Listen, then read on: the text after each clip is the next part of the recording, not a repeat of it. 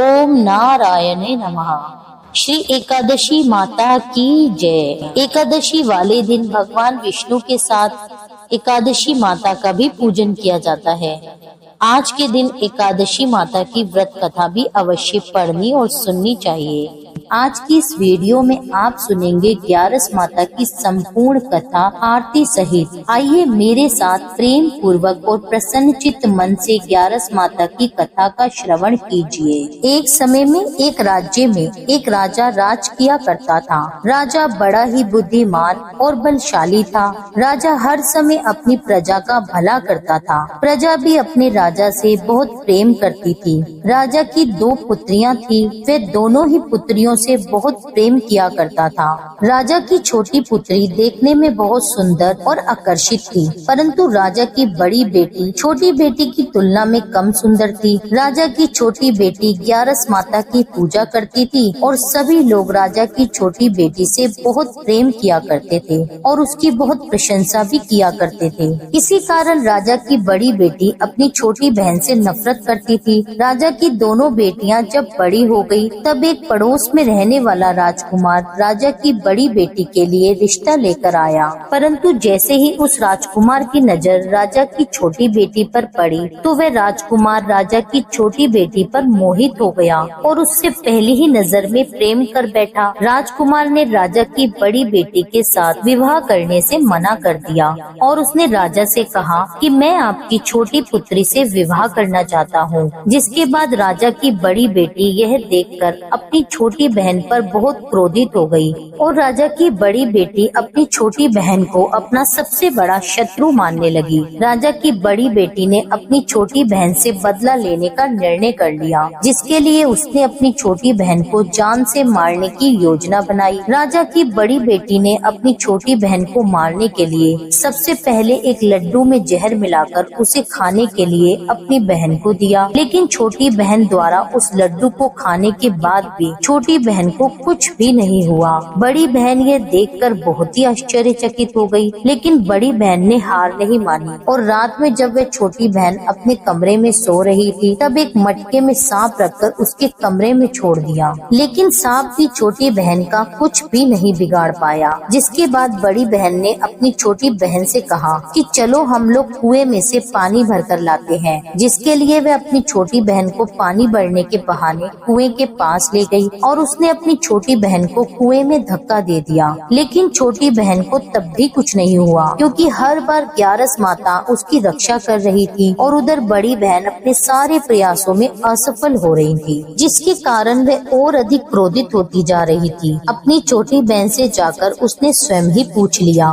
उसने अपनी छोटी बहन से पूछा, तुमको पता है कि भगवान ने सबकी मृत्यु एक निश्चित समय पर लिखी हुई है और कैसे तुम्हारी मृत्यु होगी, क्या तुम जानती हो? तब छोटी बहन ने बड़ी बहन को बताया, हाँ मैं जानती हूँ मेरी मृत्यु कैसे होगी। छोटी बहन से यह सुनकर बड़ी बहन मन ही मन बहुत प्रसन्न हुई और उसने अपनी छोटी बहन से कहा कि तुम मुझे अपनी मृत्यु का राज बताओ। छोटी बहन ने अपनी बड़ी बहन से कहा कि मेरी मृत्यु तो एक तोते में है, जो तोते के गले में एक हार है उससे मेरी मृत्यु होगी। जब तक कोई भी व्यक्ति तोते को मारकर वह हार अपने गले में पहनेगा तो मैं मूर्छित हो जाऊंगी और जैसे ही उस हार को अपने गले से उतारेगा तो मैं वापस से जीवित हो जाऊंगी। अपनी छोटी बहन का यह राज सुनकर बड़ी बहन बहुत प्रसन्न हो गई और उसने अपनी छोटी बहन को मारने के लिए उसके पालतू तोते को ढूंढना शुरू कर दिया और छोटी बहन को इस बात का आभास भी हो गया था कि कोई उसकी जान लेना चाहता है, जिसके लिए वह अपने पिता के पास गई और उसने अपने पिताजी से कहा कि हे पिताजी, मेरी मृत्यु के बाद आप मुझे जलाइएगा मत, बल्कि आप मुझे अपनी पुरानी वाली हवेली में एक पलंग पर लेटाकर छोड़ दीजिए। अपनी छोटी लड़की की यह बात सुनकर राजा बड़ा ही हैरान हुआ। राजा ने अपनी बेटी से पूछा,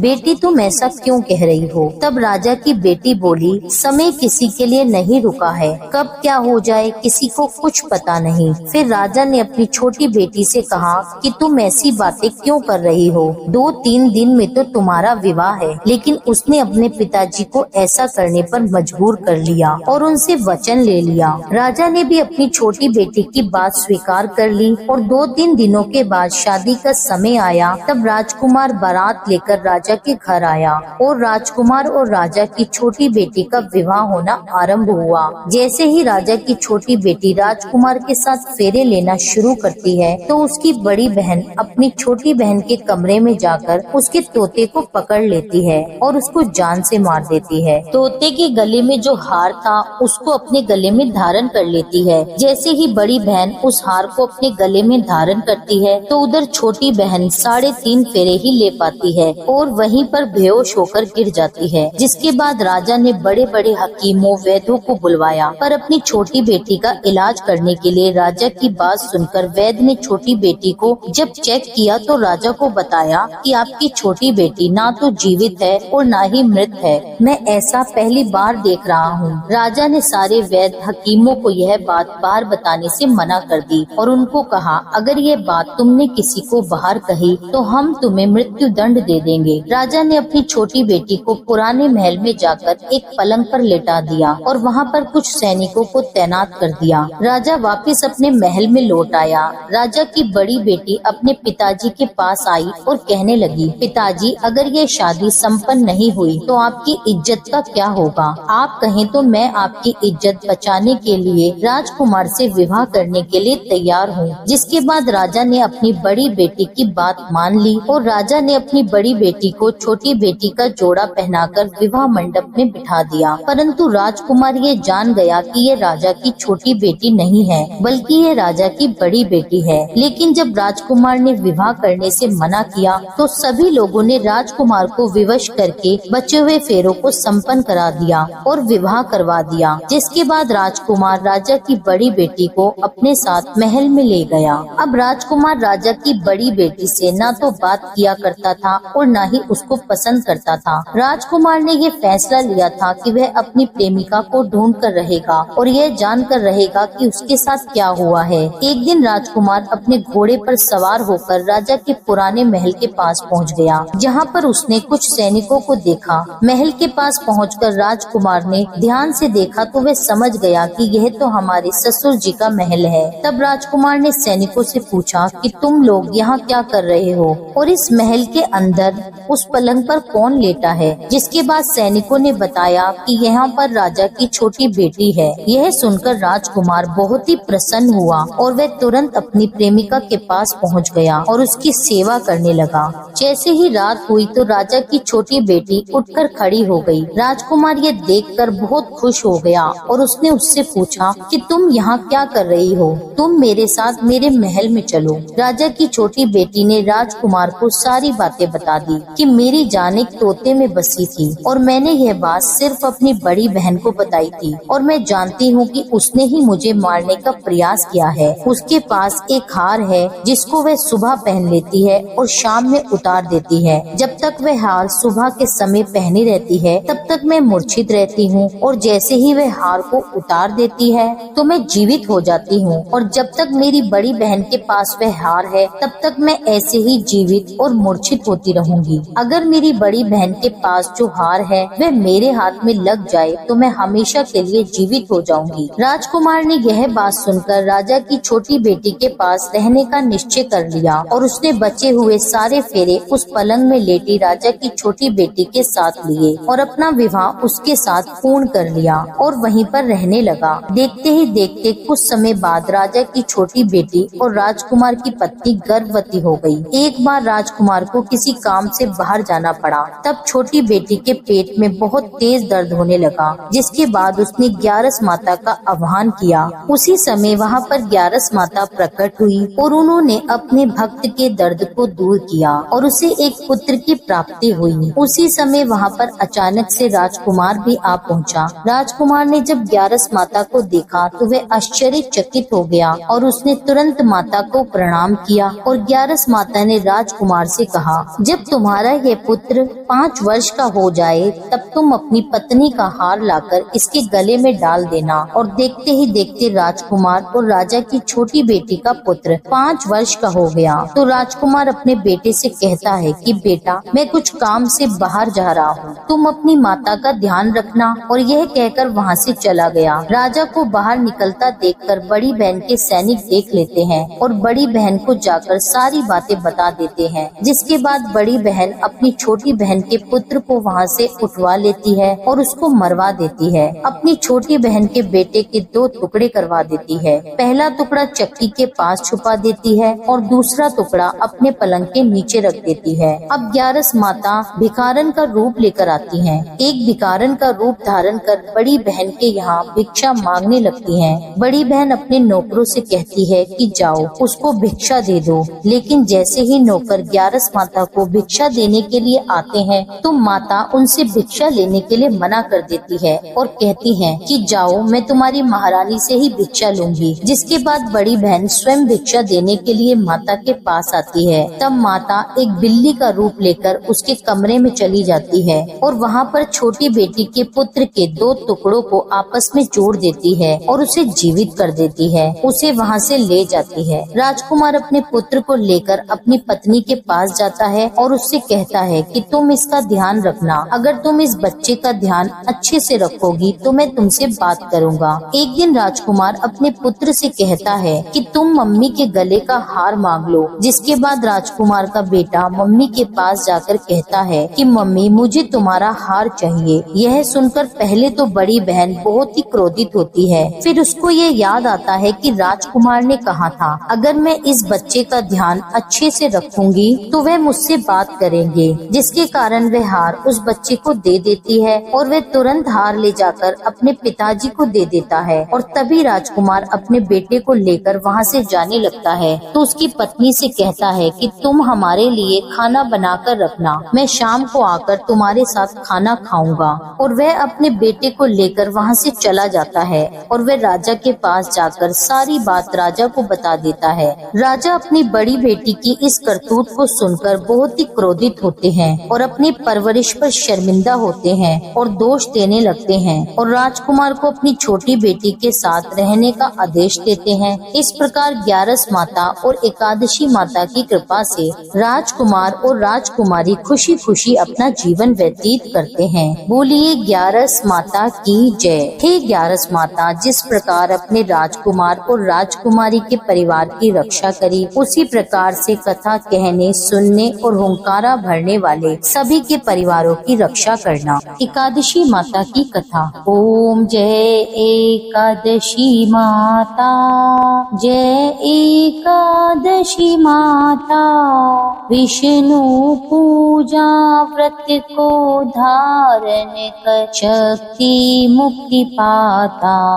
ओम जय एकादशी माता, तेरे नाम गिनाऊं देवी, भक्ति प्रदान करनी, गण गौरव की देनी माता, शास्त्रों में वरनी। ओम जय एकादशी माता। मार्गशीर्ष के कृष्ण पक्ष की उत्पन्ना, विश्व तारिणी जन्मी, शुक्ल पक्ष में हुई मोक्षदा, मोक्षदाता बन आई। ओम जय एकादशी माता। पोष के कृष्ण पक्ष की सफला नामक है, शुक्ल पक्ष में होए पुत्रदा, आनंद अधिक रहे। ओम जय एकादशी माता। नाम शटिलता माघ मास में कृष्ण पक्ष आवे, शुक्ल पक्ष में जया कहावे, विजय सदा पावे। ओम जय एकादशी माता।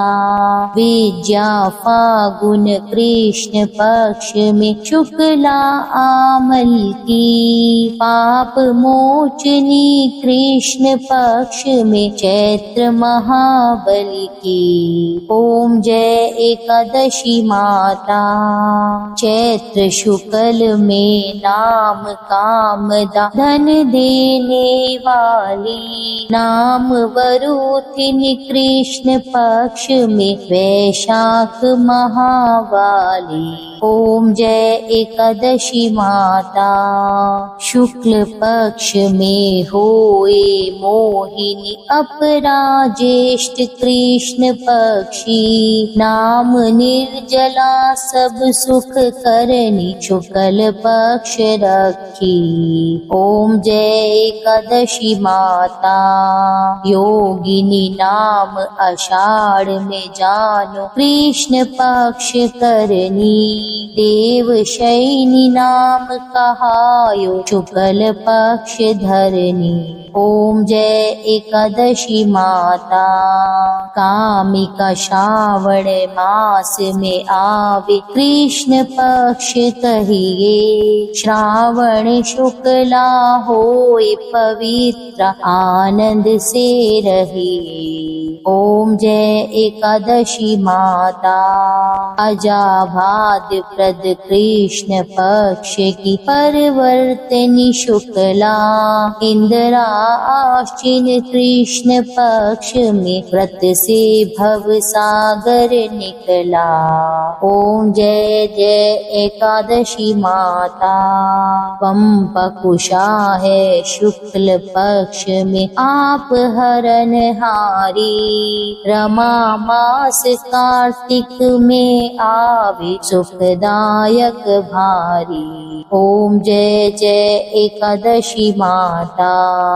देवोत्थानी शुक्ल पक्ष की दुख नाशक मैया, पावन मास में करो विनती, पार करो नैया। ओम जय एकादशी माता। परमा कृष्ण पक्ष में होती, जन मंगल करती, शुक्ल मास में होए पद्मिनी, दुख दरिद्र हरणी। ओम जय एकादशी माता। जो कोई आरती एकादशी की भक्ति सहित गावे, जन गुर दिता स्वर्ग का वासा, निश्चय वह पावे। ओम जय एकादशी माता। यह थी एकादशी माता की संपूर्ण कथा और आरती सहित। उम्मीद करती हूँ यह वीडियो आपको पसंद आया होगा। कथा अच्छी लगी हो तो इसके लिए मेरे चैनल को सब्सक्राइब कर लीजिए। वीडियो को लाइक करके कमेंट में लिख दीजिए 11 माता की जय। मिलती हूँ आपसे एक अगली वीडियो में, तब तक के लिए जय श्री राधे।